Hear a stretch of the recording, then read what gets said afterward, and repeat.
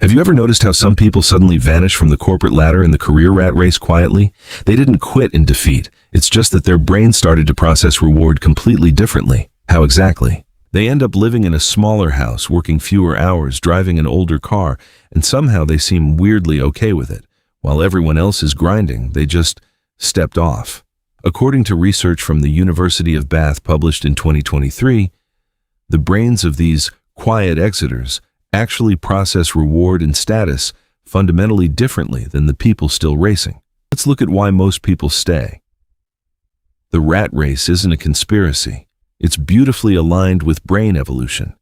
Every promotion or corporate validation lights up your reward circuit like a Christmas tree. A Cornell study found that status rewards activate the exact same neural pathways as food or addictive substances. Your brain literally treats a title upgrade like a hit of dopamine. We are tribal creatures wired for status, but big bonuses demand a lifestyle upgrade, which demands the next bonus. Psychologists call this endless loop the hedonic treadmill. Yet some people reach a point where they don't just slow down, they completely step off the treadmill.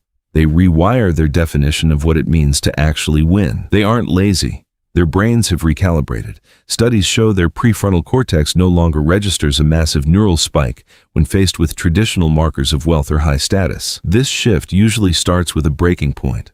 Under chronic workplace stress, your amygdala stays hijacked.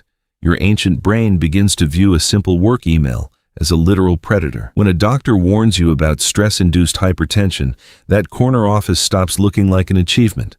Suddenly, it starts looking like a threat to your survival. Those who successfully escape possess a unique cognitive trait, high future self-continuity. They can deeply connect with and protect the well-being of their 80-year-old self. But stepping off hurts. Our jobs give us a built-in identity. When you leave, you experience an ego death, grieving the professional persona you spent decades building. Then comes the social friction. When you tell people at a dinner party that you just grow vegetables now, the conversation stalls. You've violated society's unwritten script. There's also a financial withdrawal period. Your brain misses the false sense of security that an ever-climbing income graph used to provide every single month. You might even experience boredom panic initially, craving the high-stress adrenaline and the chaotic structure of a demanding corporate schedule. When the noise stops, you face the most terrifying existential question of all. If I am no longer optimizing for status, what am I actually optimizing my life for?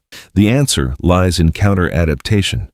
You have to retrain your dopamine pathways to appreciate the micro-rewards of a quiet morning, a hot cup of tea, or nature. But if you push through that awkward transition, true psychological autonomy waits on the other side. You stop looking at external scoreboards entirely. You start measuring your days by internal metrics instead. Was I present for my loved ones today? Did I actually experience the hours that passed?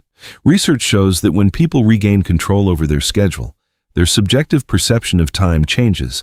Life slows down, expanding in depth rather than speed. Thanks to neuroplasticity, your brain adapts. Over time, creative projects, deep conversations, and simple presence become far more rewarding than any corporate title ever was. Leaving the rat race isn't an easy exit. It's choosing a game without a map. It requires profound resilience to stand still while the rest of the world is rushing. So if you are thinking of making a quiet exit, know this: you are not broken, lazy, or failing. You are simply choosing time over status and peace over performance. You are evolving.